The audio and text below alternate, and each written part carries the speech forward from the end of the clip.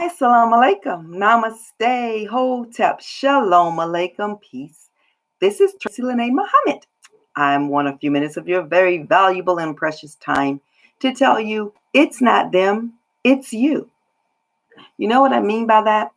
When you continue to allow the same energy in your life, the same people that do the same things, and you say, well, it bothers me that they do this, but you keep letting them in your life, it's not them, it's you.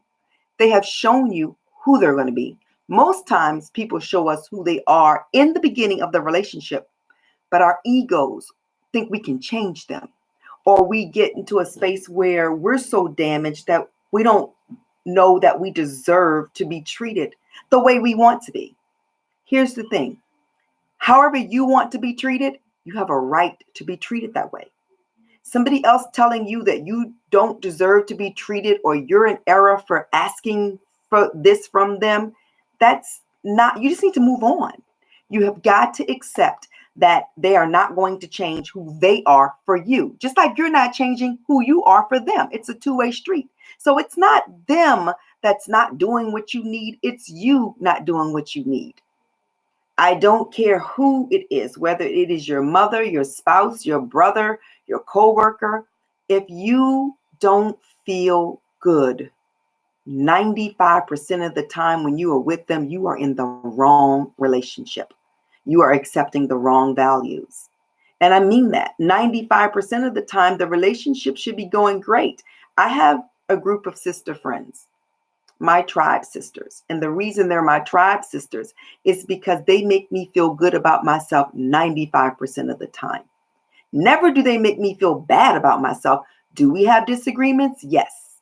Do they tell me I'm full of shit? Yes. Am I full of shit sometimes? Yes. And they know they know that yelling and screaming at me doesn't work. They know that ignoring me doesn't work. So they love me enough to decide that if I'm coming to them with something that's bothering me, or if I'm in error about some information, they don't attack, they don't come out, they don't do that.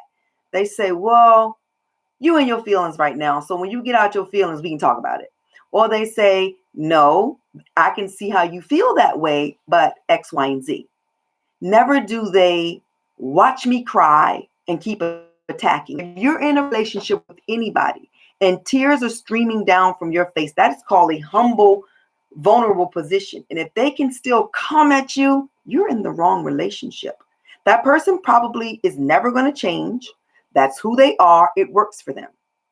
And most times it works for them because you're not a priority. If I don't say it to you, and I'm not saying I'm right because I'm saying it, but statistics and studies show that when you matter to a person, your tears touch their soul.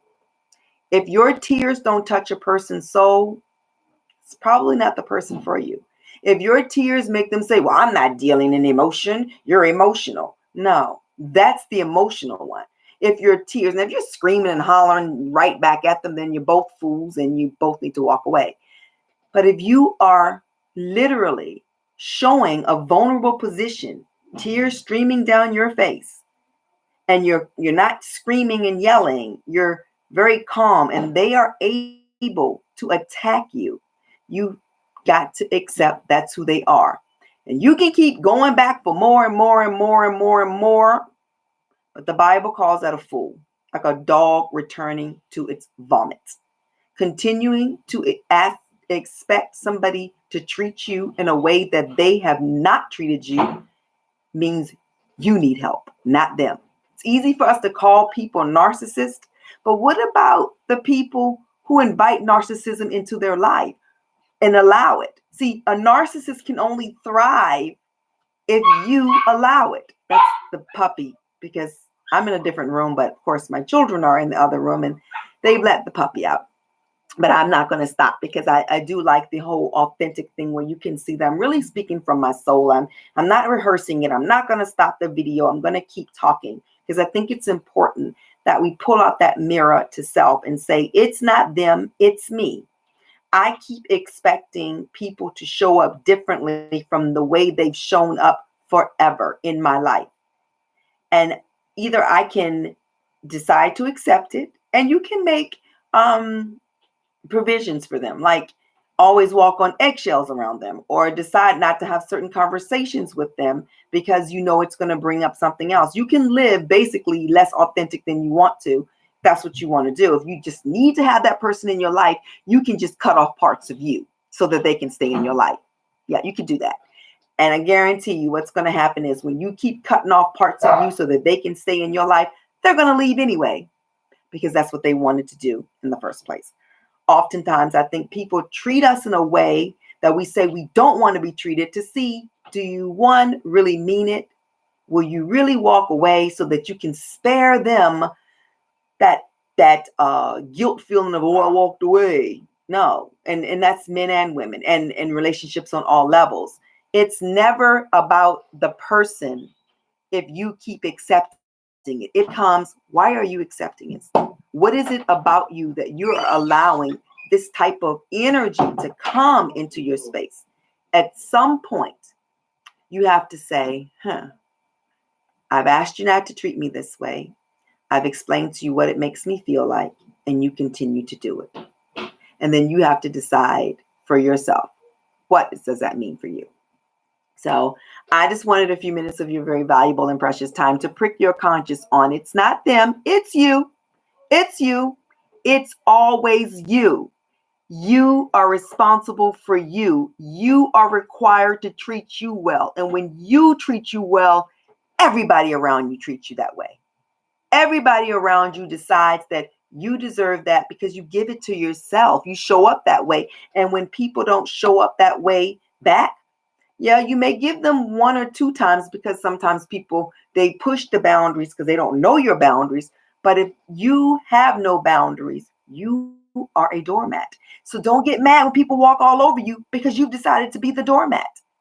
It's not about them. It's about you. The 4 agreements.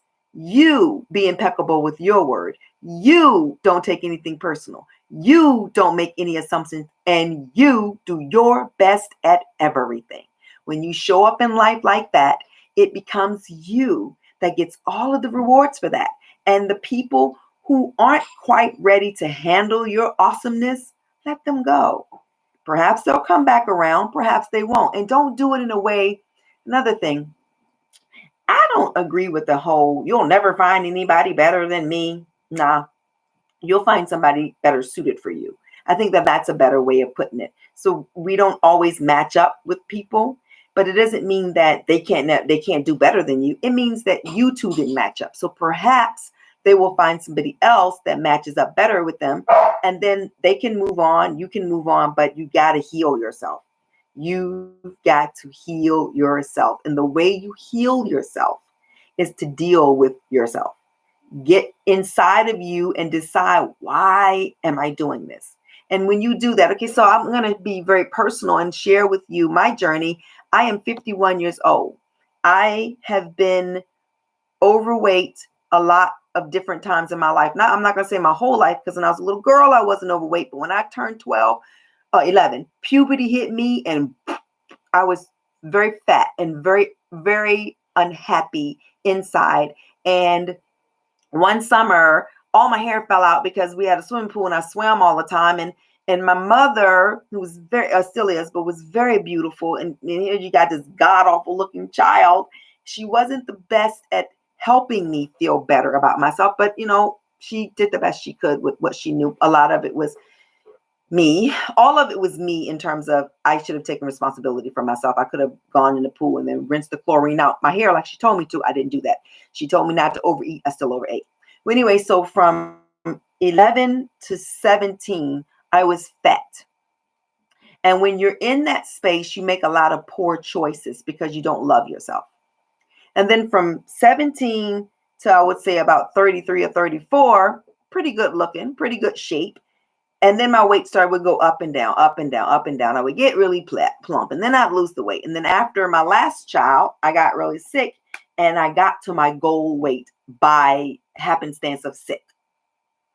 I'm at my goal weight. I look amazing, but I hadn't done the work here to get rid of the pain, of the past. And so over time, I gained weight. But I'm on the journey now for permanent weight loss, not going back to it, because I'm good at fasting. I gain fast and I lose fast. But what I had to do is make the decision for me, not for my husband, not for my children, not for anybody else, but for me, that I wanted to be back at my goal weight, back in the body that I deserve to be in. I had to decide that I love me enough to let go. And I've start and stop. But what's different this time is I did the inner soul work to get to the root of why I keep doing that. And because I've gotten to the root and I've dealt with the root, I know that I'll be successful. You will, as you see over the months, this face slim down even more, these shoulders, all of that go down to my desired weight because I deserve it. But I had to treat me like that. I had to decide I deserve it. Nobody else could tell me I deserve it. And you have to decide what it is you deserve, what it is you want, and then you hold other people accountable for the way you want to be treated, first by the way they see you treat yourself. So as women, if you're walking around here with your hair all over your head, undone, if you're walking around here with clothes that are ill-fitted, how are you expecting anybody to look at you and say, that's somebody that I want to take serious? I'm not saying you have to wear Dolce & Gabbana. I'm not saying that you have to wear weave or have any specific type of haircut, but it can be combed. You can walk around. You don't have to put on a face full of makeup, but you can put lotion on your face. You don't have to wear earrings in your ear if that's not what you do, but your eyebrows don't have to take up your whole face. It's in the presentation. So what happens is you present yourself as somebody broken, and here comes another broken person. They find you, and together y'all break shit up all over the place. Am I lying? No. Taking care of yourself is the first way to get other people to take care of you. And it's not just physically, it's emotionally, it's mentally. Those things help you to not only set the boundaries, but people will respect them or they will leave your life. And if somebody leaves your life because they don't want to respect your boundaries, don't cry for you, Argentina. Let them go. Let them go. Say, whew, thank you. And you don't have to pray for them or pray on them. You can just move on. Life is this amazing place where we get to be here experiencing in the body you're in. That soul is coming back round and around and around. But you get to experience so much. Don't you want to experience how wonderful you are through yourself and through the eyes of other people? So you don't have to allow people to treat you any kind of way. And you don't have to keep telling them, you're not going to treat me like this. At some point, you'll shut up and you'll do what you got to do and you'll get on. At some point, you'll do that. Just don't let your shut up because you're in the grave. Shut up before that. Let them see you shut up. The best way to show somebody how you love yourself is to love yourself right in front of them. Assalamu alaikum. Namaste. Hotep. Shalom alaikum. Peace out to Brooklyn and everywhere else.